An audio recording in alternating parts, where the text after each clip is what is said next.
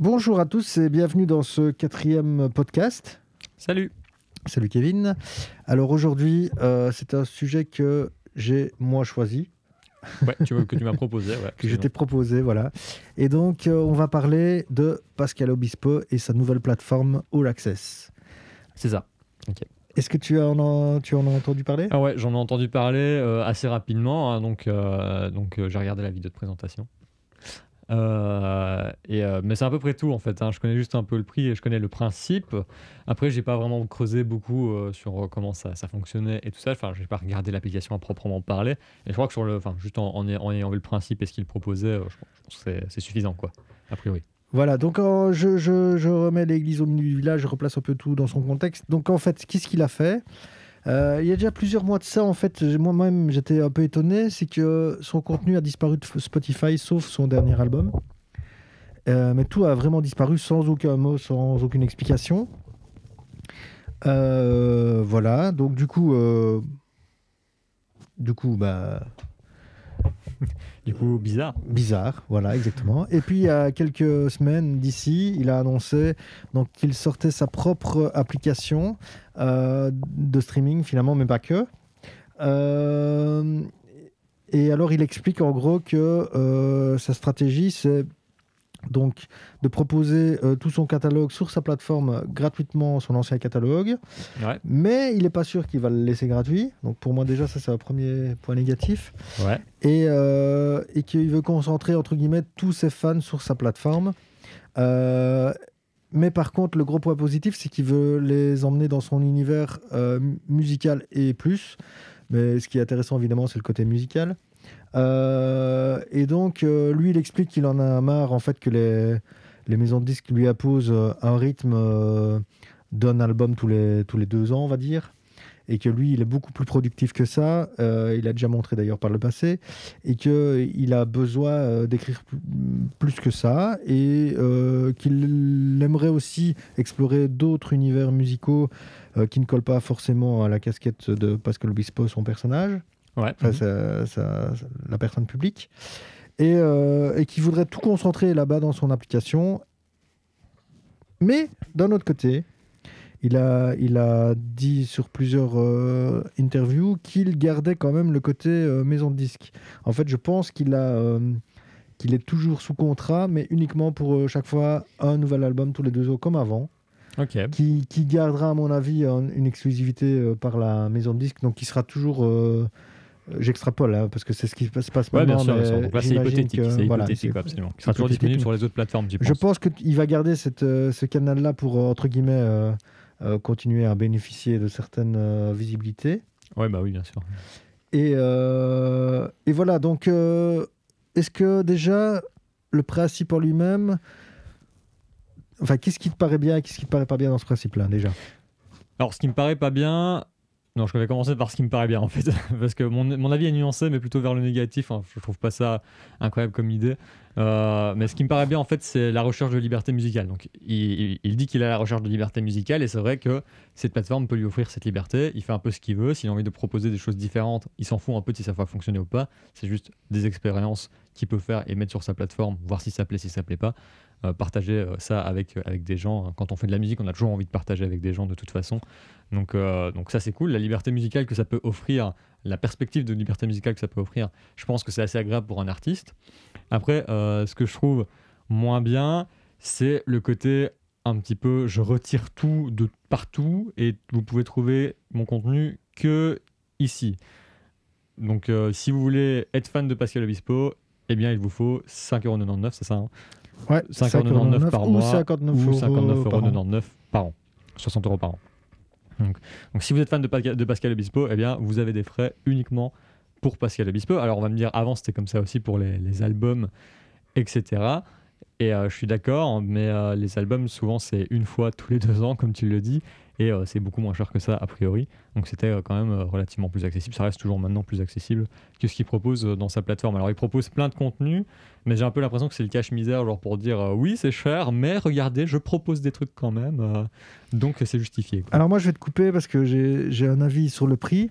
Ouais, dis-moi. Moi je pense que si tu regardes 59€ par an, Si tu prends ce prix-là et que tu le mets en perspective par rapport à ce qu'un fan peut dépenser pour un artiste qu'il aime, c'est-à-dire pas seulement un album, mais un album et une place de concert, ben, rien qu'avec une place de concert, de toute façon, il a déjà atteint ce niveau-là de dépenses. Ah oui, mais Donc, Pascal Obispo va pas arrêter de faire des concerts, hein.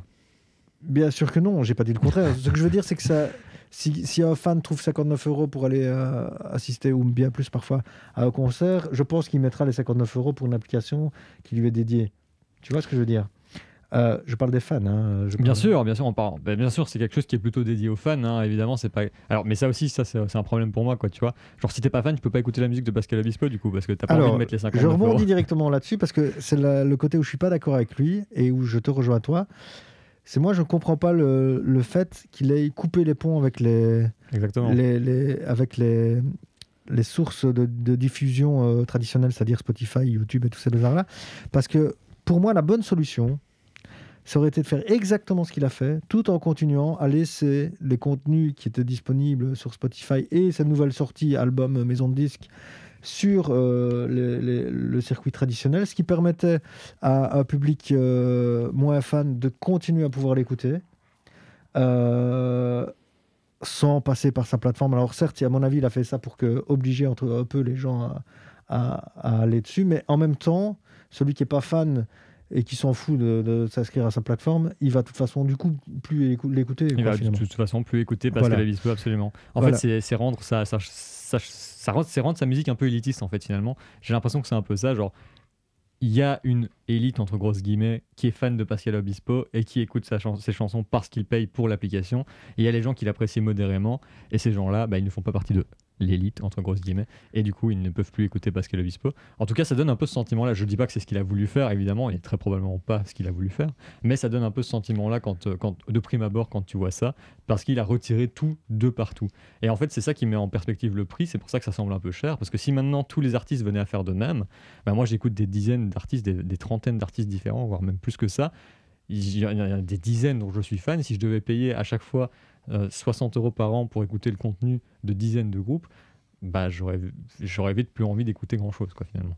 Oui, alors parce que t'es dans cette époque-ci. Parce que si tu compares ça, alors, encore une fois, pour moi la meilleure. Attends, parce que je parle dans tous les sens, mais Oui, pour moi d'abord, la meilleure stratégie, je pense qu'il aurait dû faire. Et probablement je ne suis pas à sa place, donc peut-être que je me trompe, mais moi je pense que ce qui aurait été l'idéal et qui aurait été vraiment super intéressant, c'est qu'il laisse tout sur Spotify, etc. et qui crée cette application pour les fans, ses fans, et limite, moi j'aurais même été un truc où moi il aurait pu même monter son prix à 9,99 €, parce que du coup ça s'adresse vraiment pour des contenus particuliers, des contenus uniquement créés pour ses fans, ou vraiment... et finalement, c'est ce qu'il a l'air de faire, hein, parce que moi, j'ai vu des lancements de ses sorties de vendredi, parce qu'en fait, le principe, c'est que chaque vendredi, il sort des nouveautés. Ok. Et là, il y a vraiment, pour le fan en lui-même, il y a vraiment énormément de valeur ajoutée dans son application. Mais ça, je le conçois bien, en fait. Et en fait, c'est comme je dis, ce qui met en perspective le prix, c'est le fait qu'il ait tout retiré. En fait, s'il n'avait pas tout retiré des autres plateformes, il n'y aurait pas de problème. En fait, je m'en foutrais, hein, vraiment, littéralement. On ne serait même pas en train d'en parler, je pense. C'est vraiment le fait qu'il a rendu ça indisponible pour les gens qui ne payent pas. Et ça, pour moi, c'est relativement dérangeant. C'est un peu c'est même pire que le concept de OnlyFans. Je ne sais pas si tu connais cette plateforme OnlyFans, Non. qui à la base, c'est un peu le même... en fait, à la base, elle est née sur un peu le même... la même idée. Donc en fait, c'est des artistes qui n'ont pas suffisamment de reconnaissance, mais qui ont quand même des fans et qui ont envie de vivre de leur art, qui proposent du coup du contenu pour les gens qui vont payer, du contenu supplémentaire pour les gens qui vont payer, tout en proposant un peu de contenu gratuit. Évidemment, la plateforme a très vite été détournée de façon pornographique. Voilà. Mais le concept pour moi, c'est le même en fait. C'est tu payes pour voir X trucs. Et si tu payes pas, tu peux pas le voir. Et du coup, le truc, c'est que même les gens sur OnlyFans, ils s'amusent à avoir de la visibilité gratuite pour amener des gens sur leur OnlyFans. Et là, lui, il le fait pas du tout. Et du coup, voilà, pour moi, c'est pas la bonne idée, quoi. Enfin, je comprends l'idée derrière. C'est vrai que depuis un moment, on parle beaucoup des services de streaming qui rémunèrent très peu les artistes, notamment Spotify qui rémunère très très mal les artistes qui sont écoutés. Mais il y a des solutions alternatives, il y a des services de streaming qui payent plus que ça.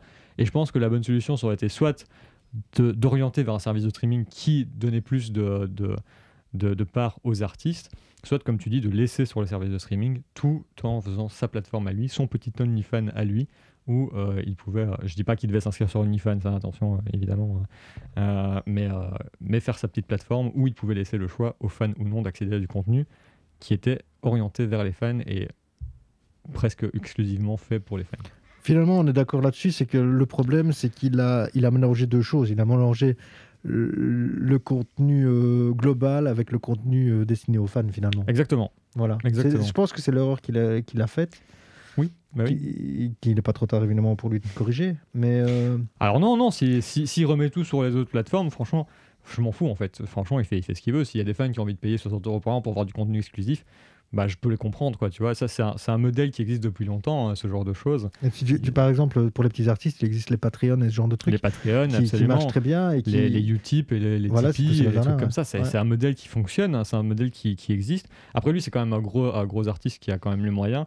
Et oui, ça lui permet de faire des trucs, de s'exprimer différemment. Et ça, je suis tout à fait d'accord. C'est la liberté musicale, je trouve ça vraiment très important. D'être limité, je trouve ça pas très chouette. Et donc, si c'est un des buts, c'est louable. Et je ne sais plus où je voulais en venir avec ça. Donc oui, le modèle économique existe depuis longtemps, donc c'est pas du tout un problème. Vraiment, le seul problème, c'est qu'il est retiré. De nouveau, on retourne un peu en rond, mais vraiment, le problème, c'est qu'il est retiré. Donc moi, je trouve ça un peu élitiste, mais toi, tu trouves pas ça trop élitiste? Tu penses que ça va, quoi? Ah mais non, moi je pense que c'est la faute qu'il a faite. Ouais, Maintenant, ce que je trouve super intéressant, parce que c'est quand même le seul qui l'a fait, en tout cas à son niveau, c'est finalement de surfer sur un modèle comme ça de contenu pour les fans, payant. Et par contre, cet axe-là m'intéresse beaucoup en fait. Je trouve que et même pas payant, parce que finalement, je prône ça depuis déjà quelques années. C'est aux artistes qui viennent travailler au studio. C'est de créer un espace, une relation avec ses fans et d'offrir des choses. Alors qu'on n'est pas connu, évidemment, c'est offrir, mais offrir des choses gratuites aux gens qui aiment ce qu'on fait, en échange parfois simplement de leur adresse email, mais ce qui permet de pouvoir contacter tes fans plus facilement, etc. Et de l'autre côté, le fan, il a tout à y gagner parce qu'il a du contenu exclusif finalement, qu'il ne peut pas avoir autre part. Moi, avec mon groupe d'électropop Popsima, on avait à l'époque, et ça y est sûrement encore en ligne, mais on avait fait une espèce de fan zone qu'on appelait, donc où les gens simplement laissaient leur adresse email et ils avaient accès à du contenu qui n'était disponible nulle part ailleurs. Voilà. C'est ça. Et la version améliorée de ça, évidemment, quand tu as énormément de fans, c'est de proposer une espèce de version similaire contre paiement. D'ailleurs, les Patreon et tout ça, c'est vraiment ce système-là. Absolument, oui. Pascal Obispo, il n'a rien inventé pour le coup. Il a repris le concept d'OnlyFans et de Patreon et tout ça. Et moi, je trouve que ce système-là, il a tout intérêt à être développé et approprié à tous ces artistes petits et gros. Je pense que tout le monde aurait à y gagner. En tout cas, tous ceux qui ont envie de le faire. Je veux dire, tous les gros artistes ont envie de faire ce genre de projet. Mais je pense que si... je suis sûr, si Paul McCartney faisait un truc comme ça avec du contenu exclusif, il déchirait tout, quoi. Enfin, tu vois, c'est des artistes qui ont tellement grosses fans, de fanbase, que... Ouais, des grosses bases de fans. Quand tu vois certains groupes qui vendent des collectors avec des titres... des albums collector où tu as des titres en plus dessus ou ce genre de choses, finalement c'est un peu le même process, quoi.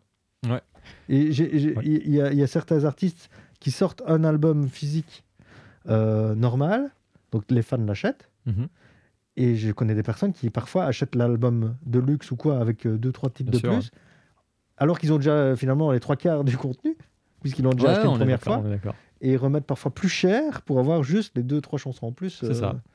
Qui a sur l'album, quoi. C'est ça. Par contre, un des points, c'est qu'il faut faire un peu attention à l'image que ça te donne, parce que ce genre de choses, maintenant, faire des éditions de luxe et tout ça, c'est des choses qui sont relativement acceptées sociétalement, on s'en fout un peu, en fait, finalement, et on n'est pas contre les acheter. Par contre, faire quelque chose comme Pascal Obispo, ça va tout de suite lui donner un aspect de j'ai un peu besoin d'argent ou j'ai envie de gagner plus ou quelque chose comme ça, quelque chose d'un petit peu avare finalement.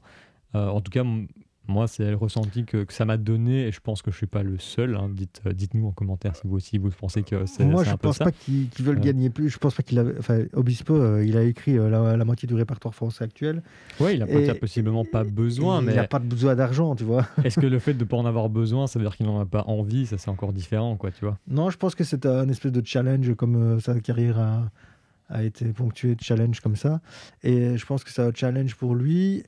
Je pense aussi, d'un autre côté, ça c'est mon avis personnel, mais je pense que il a toujours aimé, entre guillemets, être un peu l'exemple de quelque chose. Et ça fait partie de ce truc-là. Tu vois, quand il a lancé les 10 commandements, c'était au moment où les comédies musicales redémarraient un peu, mais c'était pas le gros truc interplanétaire en France de faire de la comédie musicale. Je pense qu'il aime bien être dans ceux qui ont été les premiers à faire des choses.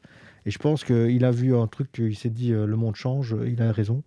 Et Oui, bien sûr. on va tenter un truc. Et je pense que mais encore une fois, ça reste mon avis à moi, mais je pense que si un jour on se rappellera en disant Obispo c'était un des premiers qui a fait des plateformes all access parce que ça devient parce il suffit qu'il y ait 10 artistes super intéressants qui le suivent et qui font leur plateforme, et ça risque de devenir un nouveau modèle économique, tu vois. Ouais, et c'est ça qui me fait un peu peur, parce que si ça fonctionne malgré le fait qu'il ait retiré l'entièreté de ses chansons, il y en a qui risquent de suivre. Et ça peut, en fait, ça peut désertifier le paysage musical, en fait, finalement. Et oui, ça, pour moi, c'est négatif. mais parce que toi, t'es né avec le streaming. Bah pas du tout, en plus, même pas en plus. Je suis pas si Mais- jeune que ça. mais- Le streaming, je n'ai même pas d'abonnement de streaming musical. Hein. Vraiment, je ne paye pas d'abonnement sur un service de streaming musical. Mais c'est encore pire. Non, mais ce que je Je veux sais dire pas par si c'est là, pire, j'achète en ce que je physique. veux dire, c'est que le streaming, c'est un modèle économique qui est assez récent et qui nous a été un peu imposé pour remplacer l'industrie du disque. Alors tu vas me dire que est-ce que c'est mieux l'un ou l'autre? C'est pas le débat. Le truc, ce que je veux dire par là, c'est que finalement, l'industrie du streaming, comme on le connaît maintenant, comme tu l'as dit toi-même tout à l'heure, il y a un problème de rémunération envers les artistes. Absolument, mais moi par exemple, voilà, j'achète en physique quand j'aime vraiment bien quelque chose. Donc j'achète les albums et parfois même du vinyle parce que j'aime bien l'objet, etc. Parce qu'en soi, les chansons sont gratuites sur le net, c'est facile de les trouver gratuitement. Donc j'achète toujours quelque chose pour soutenir les artistes que j'aime bien. Ça évidemment, je le fais. Mais c'est vrai que Spotify, c'est un problème. En fait, à la base, c'était une solution, Spotify, parce que ça a permis vraiment de relancer l'industrie musicale à un moment où l'industrie du disque s'essoufflait incroyablement fort. Et toujours maintenant, d'ailleurs, l'industrie du disque descend de plus en plus. Et on voyait vraiment ça comme une solution à l'époque.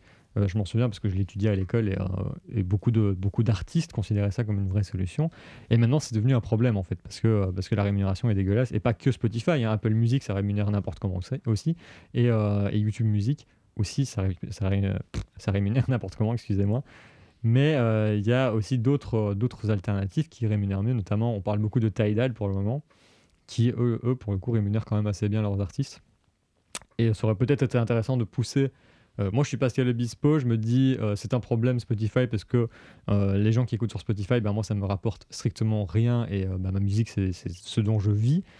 Eh bien, je déménage, j'enlève de Spotify, mais je déménage vers Tidal, qui est un service de streaming où tu peux trouver absolument tout aussi, hein, au même titre que Spotify. Et je pousse les gens à aller vers Tidal parce que c'est plus fair envers les autres artistes et même pour moi, etc. quoi. Ça, pour moi, ça aurait été une solution relativement cohérente et que j'aurais totalement compris. Quoi. Mais je pense que c'est pas ce qu'il a voulu faire. Et je pense que c'était pas le truc, c'est qu'il voulait, le truc qu'il voulait faire, c'était faire plus de contenu pour ses fans. Moi, en tout cas, de ce que j'ai compris, c'était ça. Maintenant, il a fait l'erreur de retirer tout. Pourquoi est-ce qu'il a retiré en fait voilà. En fait, c'est ça, c'est le gros point noir. S'il voulait faire ça pour ses fans, pourquoi a-t-il retiré le reste des autres services en fait. Mais ça, je suis d'accord. Hein, et c'est ça qui fait poser des questions en fait. Parce que du coup, c'est la vision que tu as de la chose change totalement à cause de cette action. Vu qu'il a retiré, est-ce que c'est justement parce que ça lui rapportait pas assez sur les services de streaming et il estimait que ça lui rapportait pas assez et du coup il s'est dit je fais ma propre plateforme de streaming où là je toucherai presque 100% finalement de l'écoute à chaque fois, quoi. Ouais, par contre, on n'en parle pas, mais pour faire sa plateforme, il a dû renégocier tous ses contrats pour récupérer tous les droits de tous ses enregistrements. Oui, bien sûr. Et ça a dû lui coûter un pont. Parce que quand tu n'es pas titulaire Possiblement. des droits et que c'est une grosse maison de disques, c'est pas en lâchant quelques milliers d'euros que tu vas. Mais alors, tu sais, très vieux contenu, je pense que ça n'a pas été trop compliqué de les récupérer, voire même pas compliqué du tout, parce que quand ça a plus de X années, les droits, il y a plein de trucs comme ça où quand ça a plus de X années, les droits sont caducs, des choses comme ça. Donc il faut faut voir un petit peu, faut voir ce que ça lui a coûté. Surtout que ses derniers albums sont quand même sur les plateformes de streaming pour le coup, parce que bah, ça, à mon avis, il a juste Non, mais pas je parle pu pas les que des récupérer. streamings, je parle de tous les lives, de tous ces bazars-là. Et, Oui, bien sûr, les lives aussi, il a évidemment. et même ça. de toute façon, le propriétaire du master reste le propriétaire du master, tu vois. Et Bien donc, sûr. il a dû renégocier pour lui-même de redevenir le propriétaire de tous ses masters. Enfin, ce que je veux dire par là, c'est que c'est pas, il n'a pas parlé de montant en interview, mais ça, pour moi, je pense que c'est un truc qui lui a coûté quand même pas mal d'argent. Mais il a dit en interview qu'il avait récupéré tous les droits sur ces Ouais, trucs. ouais. Bah, de toute Ok. façon, il est obligé, hein, pour pouvoir faire ça, il est obligé. Non, il aurait pu négocier avec les maisons de disques pour mettre ça sur sa plateforme à lui, c'était faisable. Maintenant, s'il n'a pas fait, mais Non, je il a te crois, renégocié. Moi, je pense que, en fait, il a joué de son influence dans le sens où les maisons de disques ne veulent pas le perdre parce que c'est quand même un gros vendeur de disques. Bah oui, ça reste un gros artiste, hein, parce que ça reste un des gros artistes majeurs de la scène française. Absolument. Et que du coup, à mon avis, il les a un peu forcés à récupérer son ancien répertoire en contrepartie où justement, il propose toujours un album tous les X temps C'est à la maison possible. de disques. Je pense qu'ils ont fait comme ça. Mais dans ce cas-là, ça a pu ne pas lui coûter grand-chose, finalement. Si, parce qu'à mon avis, il a quand même dû, il a dû racheter quand même. Oui, quoi. mais on a tellement. Enfin, c'est difficile de se baser sur quelque chose qu'on ne sait pas, en fait. Tu vois. Ouais, mais je pense, moi. Enfin, voilà. C'est mon avis. Moi, j'aime bien ne pas baser mon avis sur une supputation. Après, c'est vrai que je suppute sur la façon dont pourquoi il a retiré ces trucs. Moi, je parle juste d'une impression que ça me donne. Évidemment, j'ai pas la vérité. Je suis pas dans la tête de Pascal Obispo. Je ne sais pas pourquoi il a voulu faire ça, ni quelles sont vraiment les raisons qui l'a poussé. Qu'est-ce qu'il a étudié et enfin, est-ce qu'il a fait vraiment un plan marketing et qui s'est dit pour que ça fonctionne, il faut que je retire mes trucs. Ça me fait chier, mais je vais quand même devoir le faire. Je sais pas, je suis pas dans sa maison, etc. Mais c'est vrai que pour moi, ça lui donne une image relativement peu sympathique. Déjà que j'étais pas très fan de Pascal Obispo, désolé Pascal si tu passes par là, ça m'étonnerait beaucoup, on ne sait jamais. Mais enfin voilà. Du coup, moi j'ai vraiment peur de l'effet boule de neige où tout le monde fait ça et il n'y a plus rien qui devient écoutable en fait. Tu vois, tu es obligé de choisir un ou deux artistes que tu aimes vraiment bien et tu es juste bloqué à écouter ça pendant une année. Et puis l'année suivante, tu peux peut-être changer, écouter autre chose, quoi. Et moi, ça me plairait pas. Tu vois, ça me plairait pas beaucoup. Et si tout le monde fait comme lui, c'est exactement ce qui va se passer en fait. S'il fait comme lui, quoi, j'ai pas de Si tout le monde venait à faire une plateforme comme lui et à retirer tout des services de streaming, ben c'est exactement ce qui se passerait en fait. Tu devrais choisir ce que tu as envie d'écouter cette année ou ce Oui, mois-ci. mais rappelle-toi, Et il y a puis, 20 ans d'ici, c'est ce qu'il fallait faire. Bah pas du tout. Ah bah bien sûr que si. Bah non, Quand il n'y avait t'avais pas les de CD. streaming, tu faisais comment? Bah t'as acheté les CD. Ah bah oui, donc tu devais payer et choisir ce que tu allais écouter. Peux-tu me dire combien coûte un CD? À l'époque, ça coûtait 20 euros, 20 euros, ouais. un album, ouais. Pas 60. Le prix peut être débattu, etc. Mais je pense que ça peut être un début de solution. Moi, je pense que ça peut être un début de solution. Ouais, mais c'est pas la bonne solution. Ça peut Ouais. être adapté, mais je pense que c'est un début de solution. Ah ouais, on n'est pas d'accord alors. Voilà, mais c'est pas grave. hein, Bah on oui, est là mais pour c'est très ça. bien qu'on soit pas d'accord. Je pense que ça peut être un début de solution, dans le sens où tu pourrais très bien avoir une espèce d'abonnement comme ça, qui te coûte à la limite le prix d'un album par an, et où tu as tout le contenu de l'artiste qui est disponible. Encore une fois, moi je pense que tu dois laisser sur les streamings, etc. hein. Je pense toujours à ça. Mais je pense que ça peut être bien de pouvoir finalement soutenir un artiste.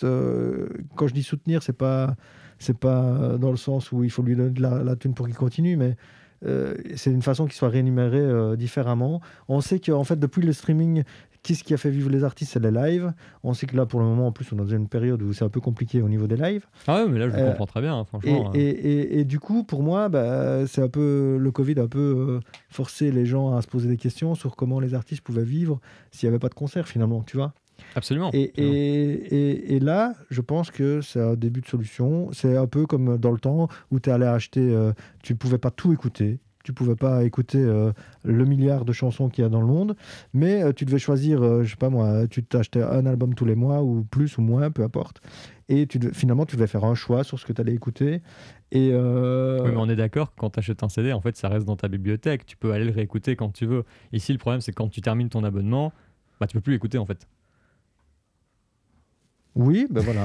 Je veux dire, le monde évolue et, et peut-être que tu peux encore l'écouter, etc.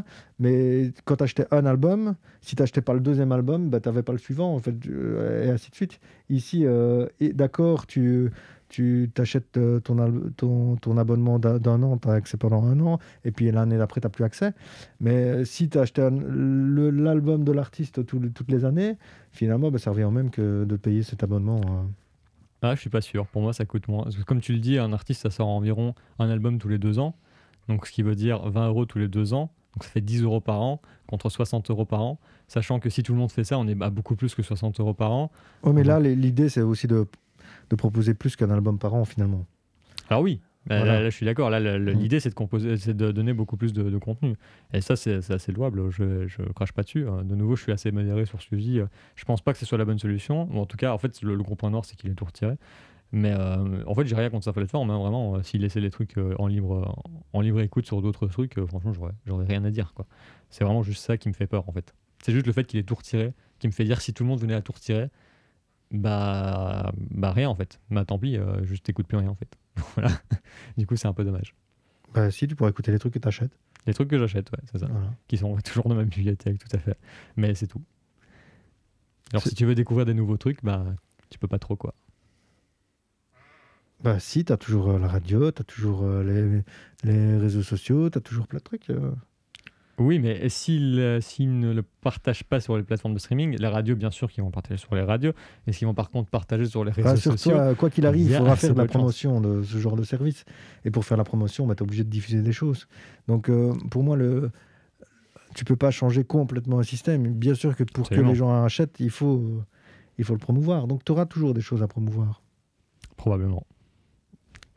Mais est-ce Donc- que c'est suffisant? Je ne suis pas sûr. En fait, la façon dont ça fonctionne maintenant, c'est très facile de découvrir de nouveaux artistes, même des petits artistes qui sont assez sympathiques. Moi, j'en découvre souvent, même grâce à des services de streaming genre YouTube ou Tidal ou Spotify, ce genre de choses. Ça m'est arrivé de découvrir des petits artistes grâce à ça.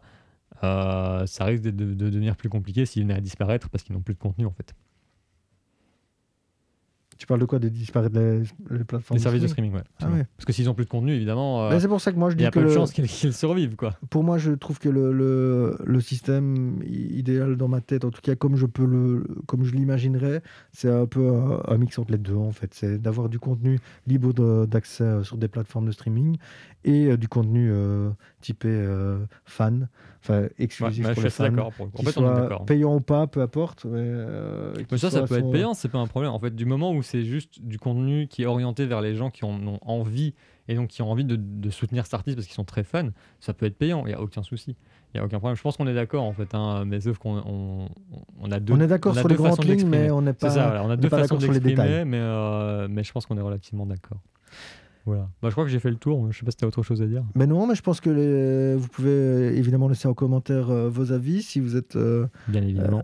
d'accord avec nous, d'accord avec Kevin, d'accord avec moi, Mais- ou vous avez votre propre avis. N'hésitez pas à le. N'oubliez pas évidemment nous que c'est communiquer. notre avis, hein, qu'on n'a absolument pas la vérité. On donne juste un avis. On n'est pas Pascal Obispo, donc on ne sait pas exactement ce qui se passe chez lui.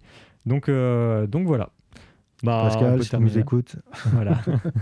Tu peux laisser un commentaire, merci. Ça ferait plaisir. Franchement, ça ferait super plaisir. C'est vrai qu'on aurait dû dire ça au début de la vidéo parce que s'il n'écoute pas toute la vidéo, tu vois. Ah ouais, il va directement mettre le pouce rouge et se tirer, c'est trop dommage quoi. Et ben ben. voilà. Bon appétit et à la prochaine. Ouais, salut.